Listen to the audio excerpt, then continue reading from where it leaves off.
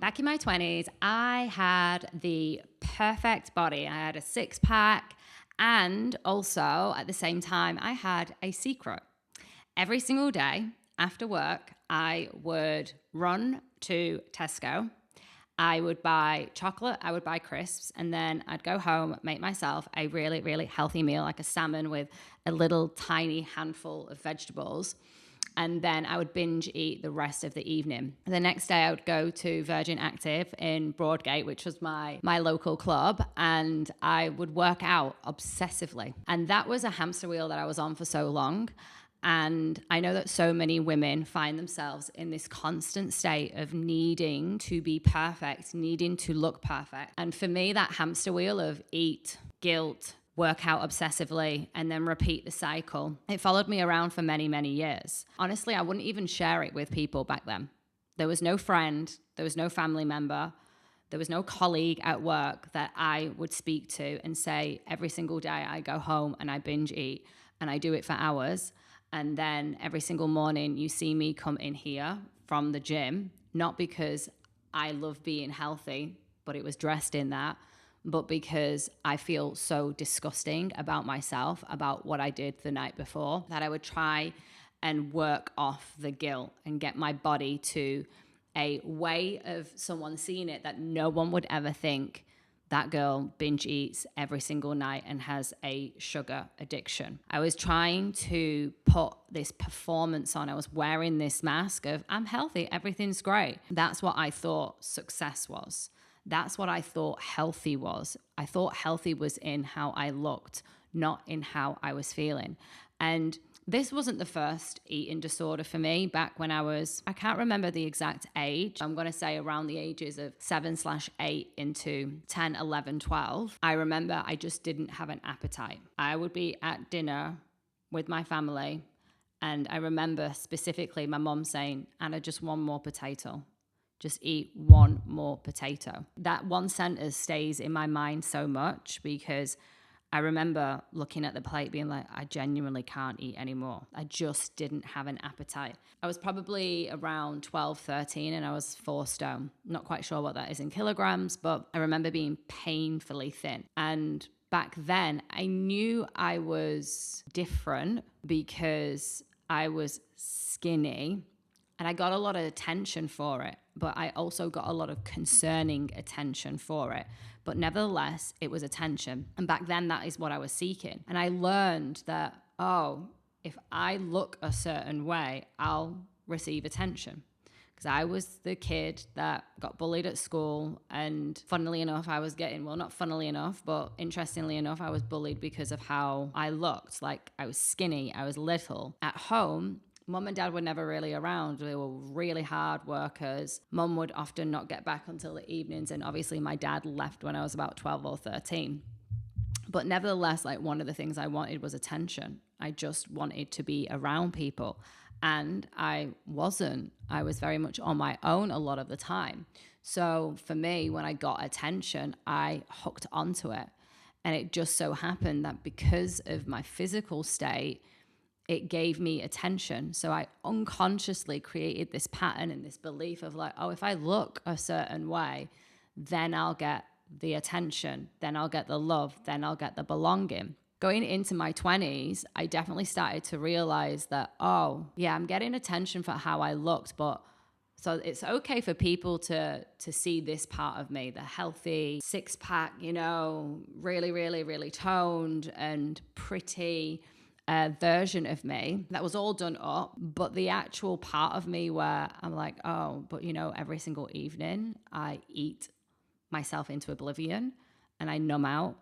I mean, I didn't even see it as numbing out back then, but I just saw it as a disgusting behavior that I had that I would never want anyone to know about me because I was so fixated on having this version of me that was perfect and controlled, and people would approve of the way I looked, so people would give me the attention. The hamster wheel went on for a very, very long time. I didn't actually even see that it was a binge eating or an eating disorder until I actually started getting into the work, the nervous system work, and actually just like rebuilding a relationship with myself, which happened off the back of a breakup.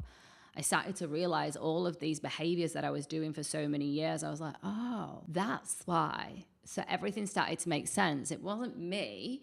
It wasn't my personality. It was something that I was doing because underneath, I was trying to escape from the war that I was at with myself, because I'd made up a lot of beliefs and a lot of stories about who I was and how I should be so that people would like, love, approve of me, accept me. At the time, when I was in the midst of the binge eating episode, I thought it was just my lack of willpower. I genuinely thought that I was lazy, that I didn't have any control. So obviously I needed to find and be in more control. And then the more in control I was, the more stressed I was. So then the more I ate. So there was just such a strange relationship to how I was being with food. It genuinely felt like I wasn't in control and I had to get in control. And breaking free was actually less about having more discipline. In fact, it was the quite opposite. It was actually having less discipline. And it wasn't about having the perfect diet, because I went down all the rabbit holes, veganism, vegetarian, carnivore, no sugar, a little bit of sugar, healthy coconut sugar. I went down all of the avenues, right? And really today, I just have a very somewhat simple diet, and I do eat chocolate. I don't eat it all that much anymore, and I don't feel the need that I have to have it all the time, every day, like I used to. And it wasn't even in the better workout. I actually work out less now than I did in my 20s and my 30s. It wasn't about having the right combination of all of it, because I went down that road, right? Like, I need to have this much water, I need to have this many exercises a week, I need to do all of those things. Were just so regimented for me. Now, not saying that consistency isn't important and that you don't, need to work out every single week, because yes, absolutely you do. But my version of it meant that I had to go and do a class, or I had to do a sweat, or my version of the food meant that, I'd have to have a certain 80-20 diet. Like, I went down all the rabbit holes, thinking it was more discipline, thinking it was more organization, thinking it was more of a plan. And in actual fact, it was getting into the body. It was literally learning what hunger truly was for, but actually felt like in my body. Because the minute I thought that I was stressed, I would eat. The minute that I was sad, I would eat. The minute that I was angry, I would eat. The minute that I was celebrating something, I would eat something, right? Every single emotion was connected to food. And as I shared, the bigger piece was just like putting down the swords and the armor and the huge amount of war that I was in with myself, which was underneath it all, to the point that there was so much disconnection and fear in who I was and how I was presenting and what the world thought of me, in particular what men thought of me, that I would escape in food. I would look to soothe with food, because all of that was so much to be with that I genuinely didn't know where to start, because my belief back then is like, oh, I need to kind of figure out what to do about all of this. I need to have a plan. I need to work out how to stop all of this, right? And that's the very same thing. It's the controlling pattern.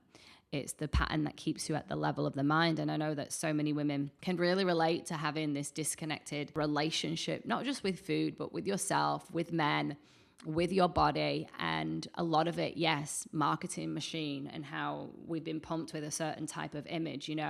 I grew up with Sugar magazine, and I think it was 17, like reading these magazines at 13, 14 years old with front covers of these beautiful pop stars like Britney Spears, and all of that kind of programming and messaging.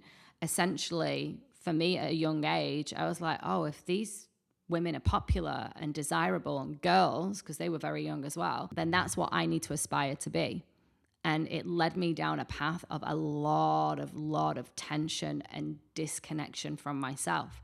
And it showed up in relationships, because I assumed that men wanted this perfect, pretty version of me, and I had to uphold that. But I couldn't show them the truth of me behind. And of course, in relationship, one of the grounding energies for connection is honesty, is really showing ourselves, our vulnerable selves, our honest selves, our fiery selves, like all of us. That's what creates true safety, internal safety. If you're willing and open and available to share that part of yourself with yourself first, and then also with others. And that was just something that was never taught to me. And it was something that I've had to do, I've had to be in the self-discovery of it myself along the journey of doing nervous system and somatic work for the last 7 years. It's been quite the journey of like continuously coming back to myself. And I know that word gets floated around so much.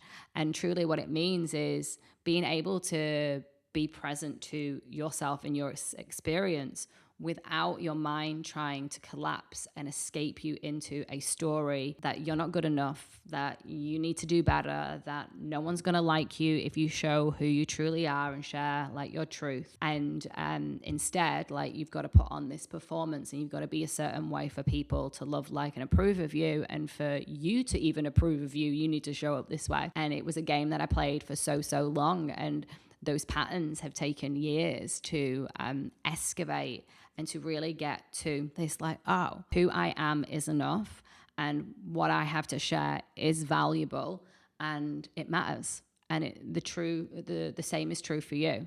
Like what you have to share and who you are really matters as well.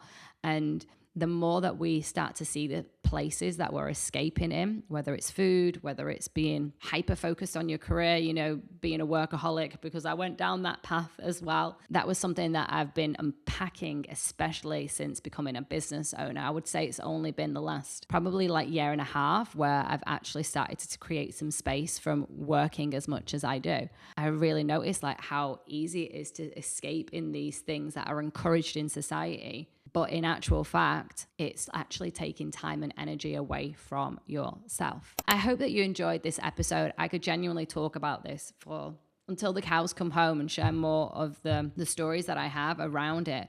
But one of the things I really would love to leave you with is just being able to notice where you're escaping. It might not be food for you, but there might well be somewhere, and my mentor calls this a weapon of mass distraction. You could be escaping in work, like I just shared. You could be escaping in food, like me for the 10 years between 18, 28, and maybe a few extra on top of that, actually. It could be that you're escaping in gossip and you're just talking about other people, or you're escaping in helping other people. And it's a really great way to avoid doing the work on yourself. So just sit with that and explore it and start to notice where it's showing up in your life, because until you see it, then you won't be able to actually create the behavioral change. I hope that this episode really served and support you in some way. I would really appreciate a 5-star review and also a comment so I can connect with you and know that you're on this journey with me. And of course, if you have not yet subscribed, please hit the subscribe button.